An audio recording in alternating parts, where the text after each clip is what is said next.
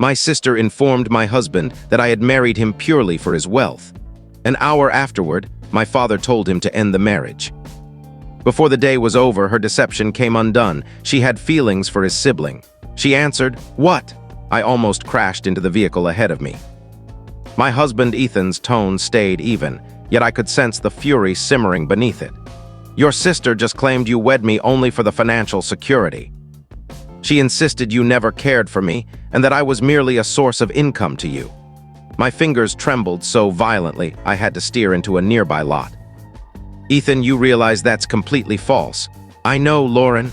I'm not phoning because I trust her words. I'm calling because of what she threatened as she walked away." I hadn't imagined the situation could deteriorate further, but he was about to show me otherwise. "What exactly did she threaten?"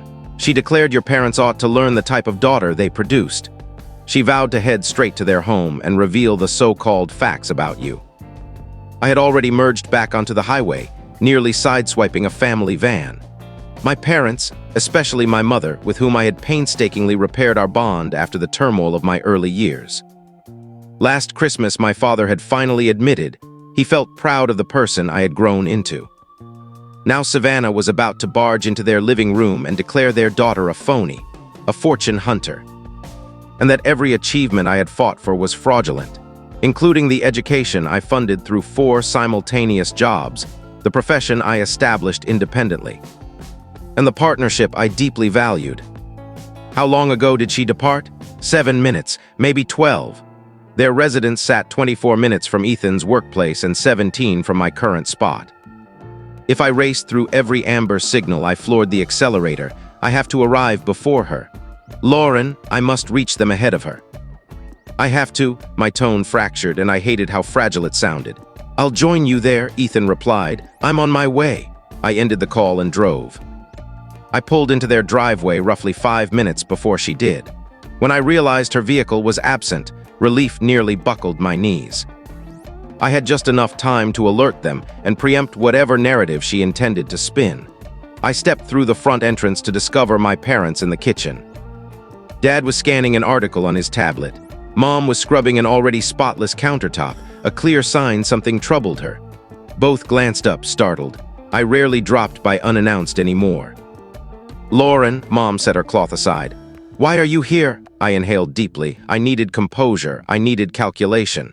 Something occurred between Savannah and Ethan. "I wanted to speak with you before." Mom's features shifted instantly.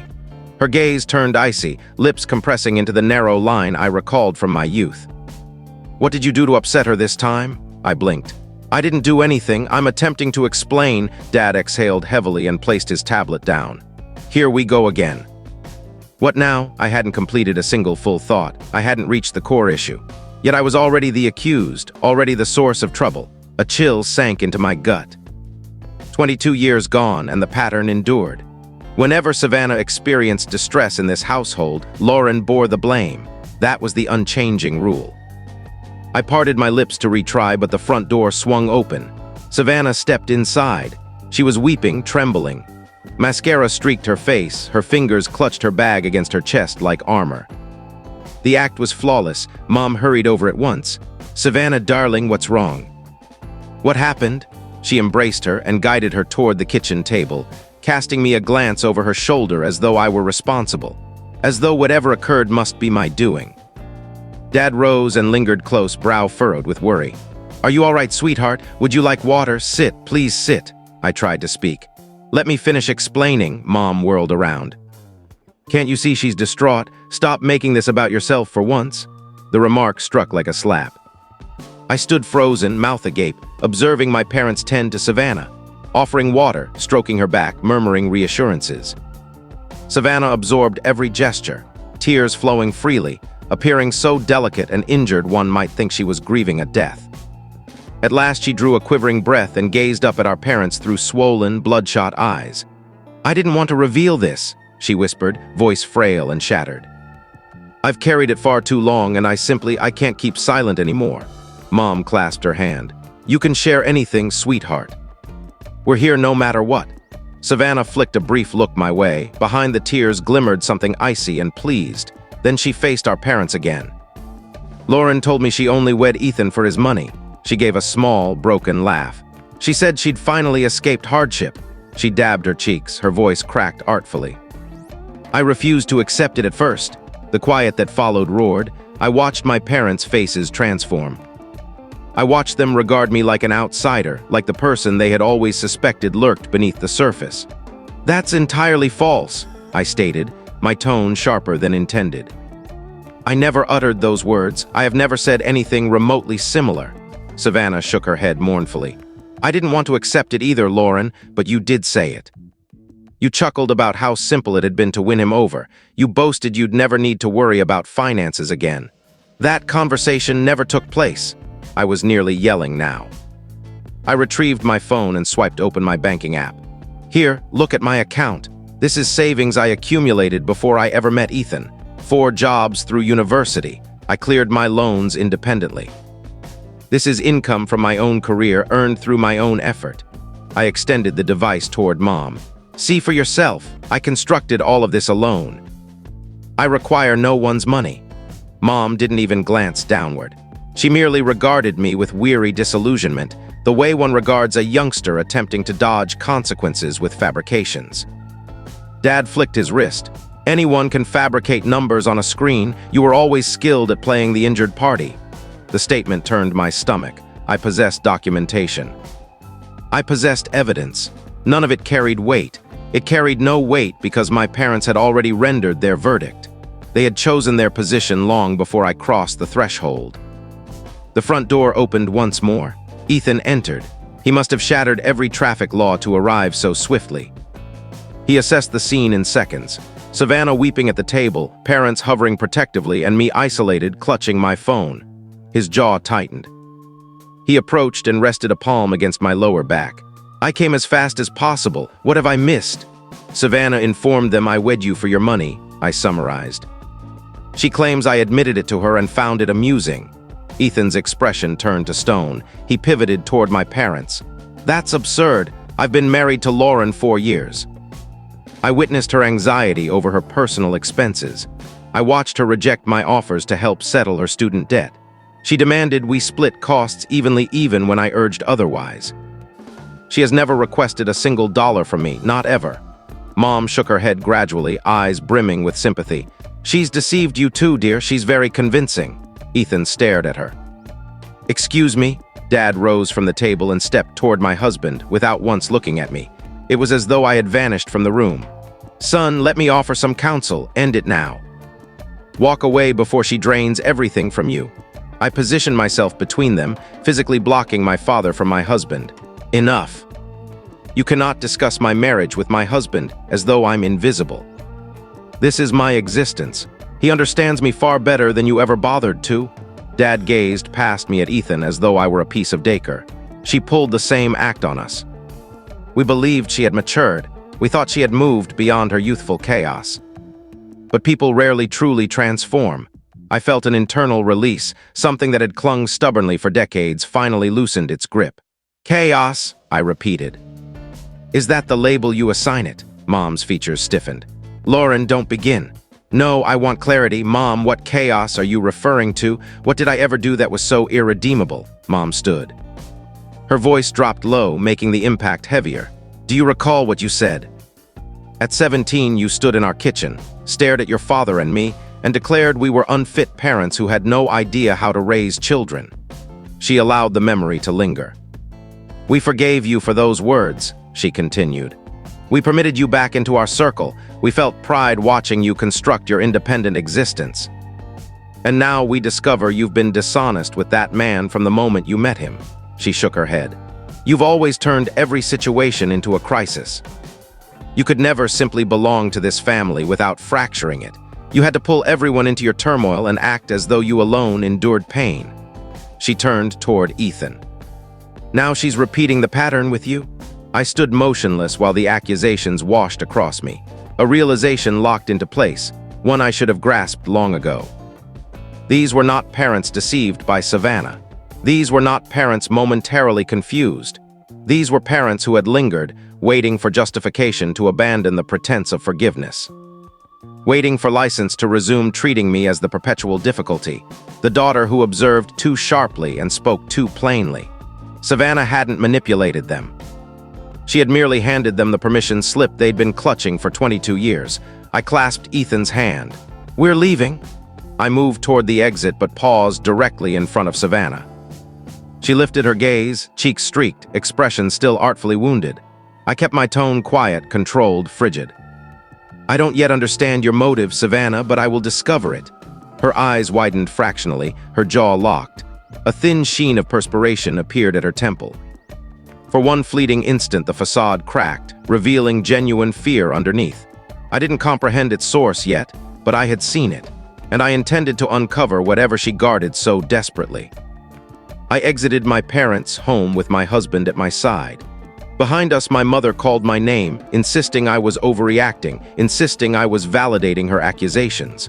I refused to turn around.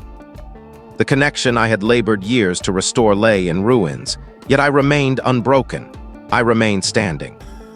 Savannah concealed something frightening enough to compel her to demolish my world simply to keep it concealed, and I would excavate until I exposed it.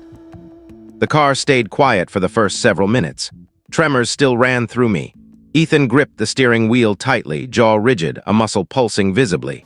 He broke the silence first. They didn't even bother examining the statements. His voice came low and taut. "Your mother refused to look. Your father dismissed it like you were flashing a grocery ad. They weren't interested in reality, Lauren. They wanted justification to treat you poorly again, and Savannah supplied it gift-wrapped." I pressed both palms over my eyes. I could still hear my mother reciting those ancient words. "You called us unfit parents." 22 years she had stored that ammunition, waiting for the perfect moment to fire. "And Savannah," Ethan went on, anger rising, weeping on command, quivering like she might shatter. "That was rehearsed theater. I've witnessed more authentic emotion in television advertisements." She arrived prepared with every line. He struck the wheel with an open hand. "What sort of individual inflicts that on their own sibling?" I lacked any response. That was the piece I couldn't reconcile. Savannah and I weren't inseparable, but we shared blood. We shared history. I had supported her through illness at her bachelorette weekend. I had accompanied her to choose her bridal gown. I had attended every celebration, every gathering, every landmark moment. And she repaid that loyalty by attempting to shatter my marriage and alienate my parents. But for what purpose? I voiced the question aloud. What advantage does she gain? Even if she poisons my parents against me, even if she ruins my standing with them, what does she actually win? Ethan paused, then glanced sideways. I've been pondering that, and there's something I withheld because I convinced myself I was overanalyzing. The manner in which Savannah behaves whenever Carter, Mason's brother, is present. He checked my reaction. I've observed it repeatedly. She becomes noticeably different in his company. She maneuvers to sit beside him. She laughs excessively at his remarks. She constantly offers assistance whenever he requires it. I frowned. Carter, I scarcely know the man. He appears at family occasions occasionally, but we've hardly conversed. Precisely, Ethan agreed. You hardly register his presence, but Savannah notices the instant he enters any space. I've seen the shift at cookouts, at holiday meals, at Mason's birthday celebration last summer. The moment Carter arrives, Savannah becomes brighter, more animated. She fidgets with her hair constantly. He shook his head. I dismissed it as imagination. After today, I no longer believe that. I absorbed his words. Savannah and Carter. The notion felt absurd. Savannah was wed to Mason. They had constructed a shared existence, a home, a routine. You believe she would betray him? I asked. Ethan gave a short, bitter laugh. After witnessing what she just orchestrated against you, I believe she's capable of far worse. He reached across and clasped my hand, his hold solid and reassuring. We'll uncover whatever she's concealing together. Whatever scheme she's running, we'll learn its objective. I returned the pressure. Agreed. Let's begin with Mason. We arrived at Mason and Savannah's residence 24 minutes later. Lights glowed downstairs. Mason's pickup stood in the drive. Savannah's sedan was absent. She was likely lingering at my parents' house, savoring her supposed triumph. How should we approach him? Ethan inquired, shifting into park. Gently. I refuse to dismantle his world until we're certain of the facts. Understood, I'll defer to you, but if he possesses information I intend to press. We approached the entrance. I knocked. Mason opened the door wearing casual clothes, beer bottle in hand, bewilderment written across his features. "Lauren, Ethan," he glanced between us. "What brings you here?" I kept my tone casual. "We were nearby, decided to drop by. Is Savannah around?" "No, she headed to your parents earlier, mentioned needing to discuss something important." He paused, studying my expression. "What's wrong?" Ethan stepped forward. "May we come inside? We need to speak." Mason's confusion deepened, but he stepped aside. We entered the living area and settled on the sofa while he took the armchair opposite. "You're frightening me," he admitted. "Is someone injured?" "Does this concern Savannah?" "Physically, she's unharmed," I replied, "but something serious occurred today. We're hoping you can assist us in understanding it." Mason swallowed a long sip. "Assist how?" Ethan leaned in. "How would you describe your relationship with Savannah lately?" Mason released a hollow chuckle. "That's quite the question." He stared at the bottle. "Things are, I suppose they're okay, or at least they appear that way." "Okay doesn't sound convincing," Ethan noted. Mason stayed silent briefly. "She's changed over time." "Hard to pinpoint exactly how. Sometimes it feels like I share space with a housemate rather than a spouse. Her mind seems perpetually elsewhere, even when she's physically beside me." "In what ways?" I asked softly.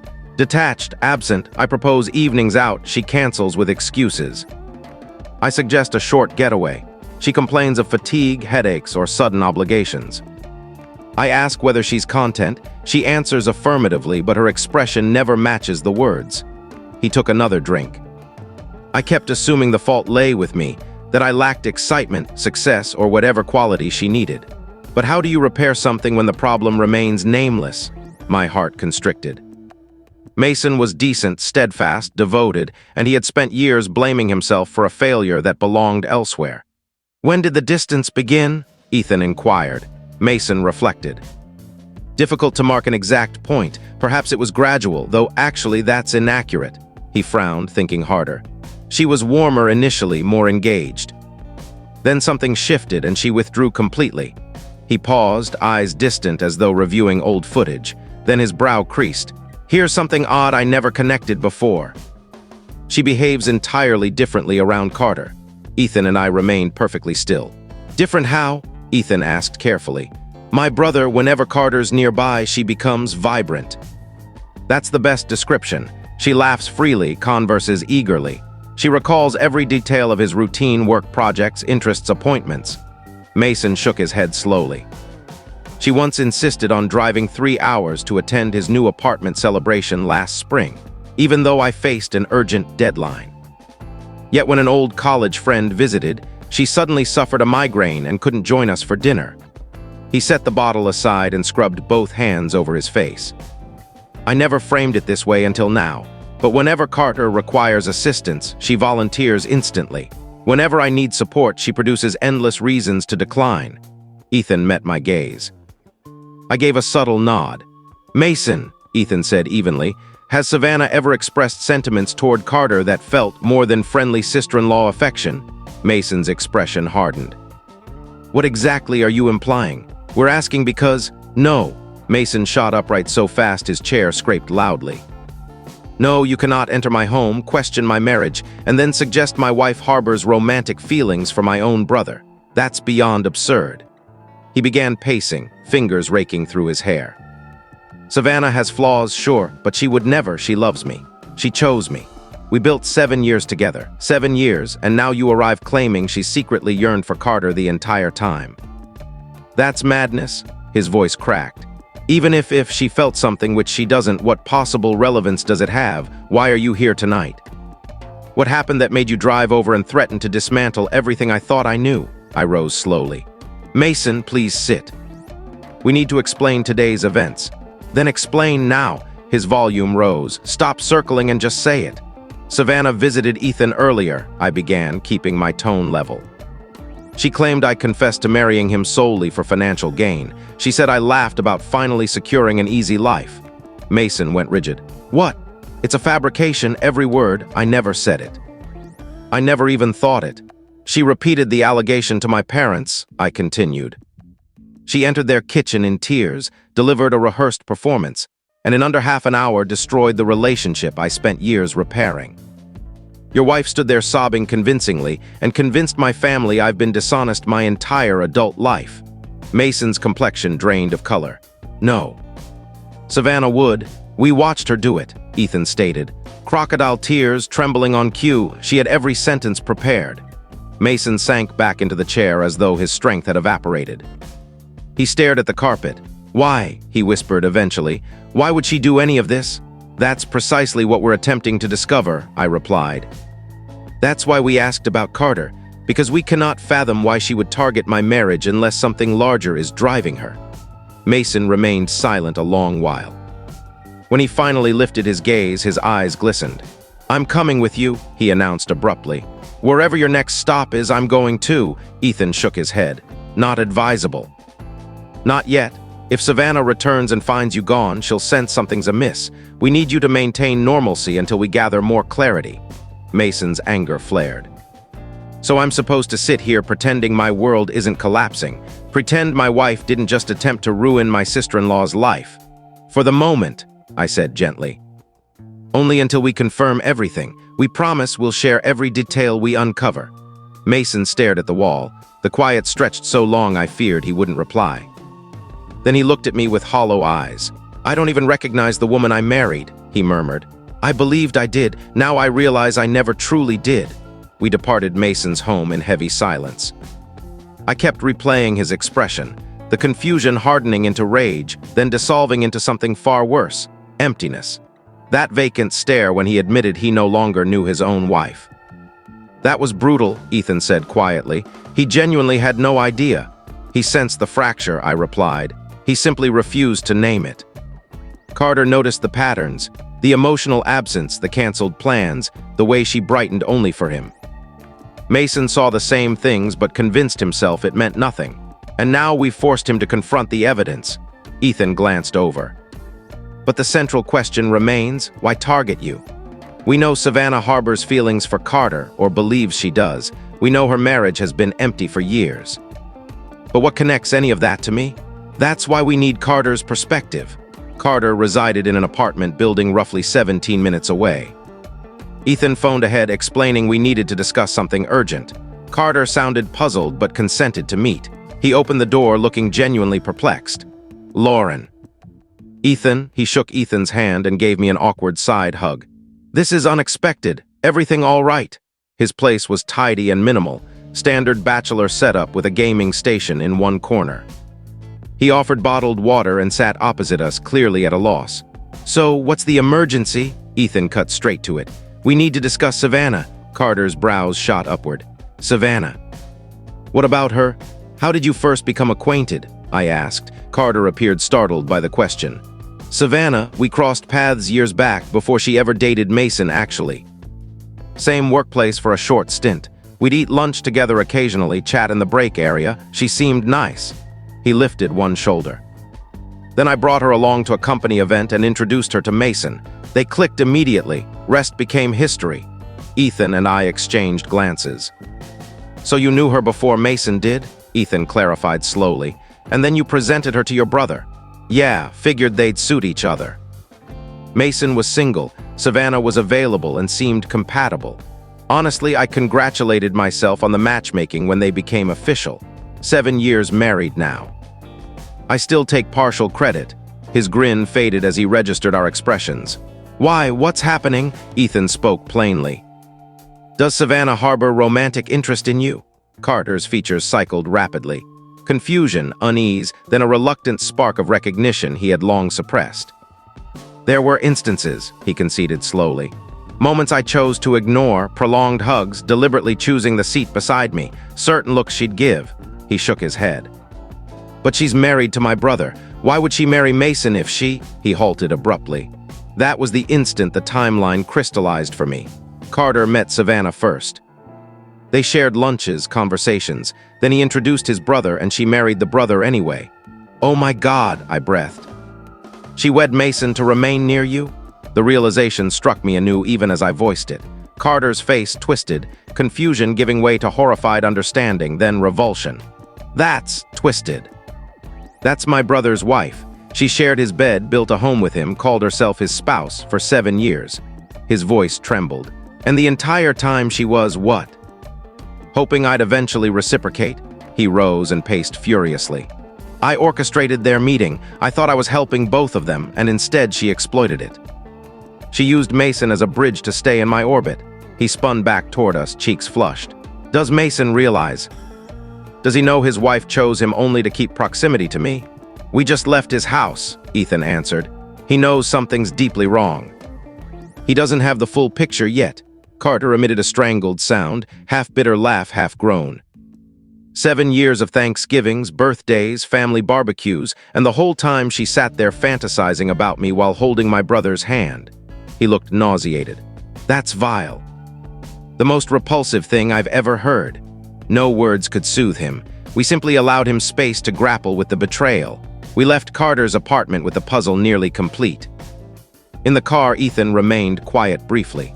Then, so Savannah has carried a torch for Carter all these years. She married Mason solely to keep him in her life. Carter never returned her feelings. Her entire marriage is built on deception, and she's miserable. I nodded. Mason described her as emotionally unavailable for years, detached. She's imprisoned in a life she never desired, perpetually waiting for a man who will never choose her. Ethan tilted his head. But you are, I frowned, meaning you aren't trapped. You aren't unhappy. You didn't marry me to gain access to someone else. His tone was measured, thoughtful. You married me because we genuinely love each other and our relationship is healthy. She can't tolerate witnessing that, I realized slowly. She's endured 7 years of pretense, watching Carter remain oblivious, trapped beside a husband who means nothing to her. Then she sees us, our authentic partnership, and it highlights everything missing from her existence. Ethan finished the thought.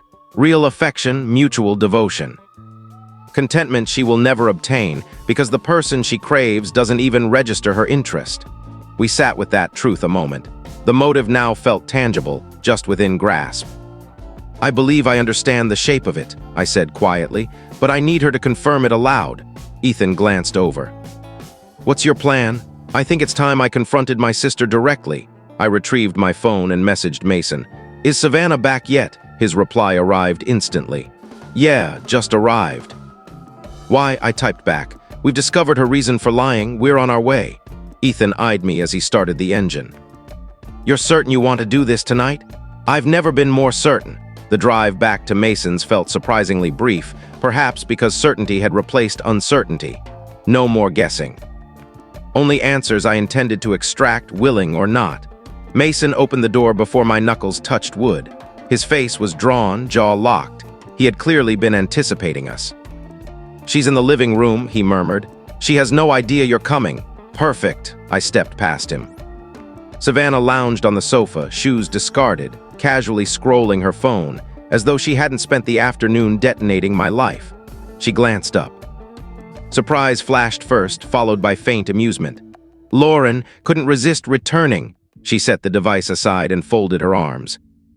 Let me guess, you're here to insist I'm mistaken, to justify yourself, to plead for a retraction. She gave a small, mocking shake of her head. It won't succeed. Mom and Dad already know the real story. Everyone will soon enough. You're correct, I replied. Everyone is about to learn the actual truth. A shadow crossed her features. Ethan entered behind me and stationed himself near the entrance. Mason stepped fully into the room, positioning himself to observe everyone. Savannah's gaze darted among us. Her smirk wavered. What is this? This is me laying out what I've uncovered, I answered calmly. You met Carter before Mason existed in your life. You shared a workplace. You ate lunches together. You developed feelings. Savannah's expression shifted, the amusement evaporating. What are you even talking about? Carter introduced you to his brother, I continued. And despite your interest lying elsewhere, you married Mason anyway. I studied her closely. You chose Mason to maintain proximity to Carter. That's deranged, Savannah snapped, though her voice thinned noticeably. That's completely unhinged. I married Mason because I love him. You've been emotionally absent for years, Mason interjected from across the room. His tone was quiet yet razor-sharp. You cancel every planned evening. You're never truly present. Yet whenever Carter requires anything, you're halfway out the door before I finish speaking. Savannah spun toward him. Mason, you cannot seriously. I once asked if you were content, Mason pressed on. You claimed yes, but it never reached your eyes. I blamed myself. I believed I fell short. He paused. Turns out I was never the objective. That isn't accurate, Savannah stood abruptly. I do love you. I chose you. 7 years together. 7 years seated beside Carter at every family meal, I countered. 7 years memorizing his schedule, his interests, his milestones. 7 years driving 3 hours to celebrate his new home while Mason faced critical deadlines. 7 years waiting for him to finally see you. Savannah's gaze turned frantic. Bouncing between the three of us, searching for escape. This is absurd. You're distorting innocent behavior. I was simply being supportive. Admit it, Savannah. My voice hardened. Tell Mason why you truly accepted his proposal. Tell him what you've waited for all these years. I haven't waited for anything, her pitch climbed. This is nonsense. You've all lost your minds. I've been a devoted wife. Then explain the hundreds of messages to Carter, Ethan interjected. Articles you forwarded, daily check-ins.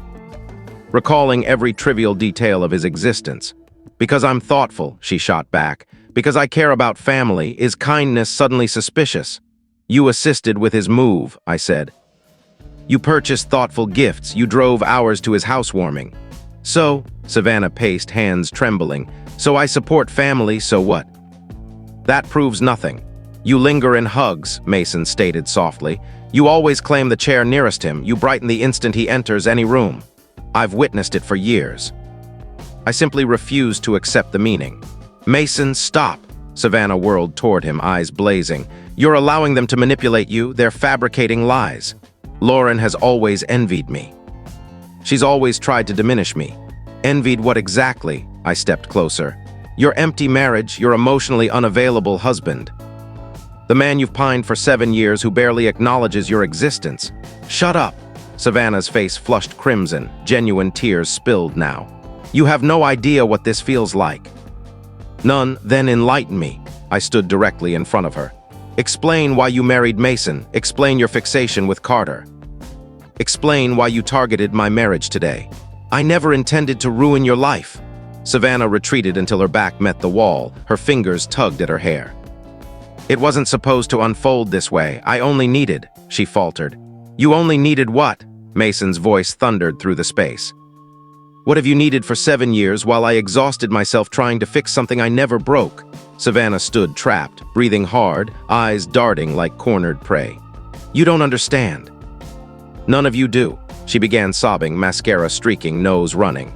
I tried to love you, Mason. I honestly tried, but my thoughts kept returning to whom? Mason demanded. I didn't intend for it to become this. Say his name. I gripped her shoulders.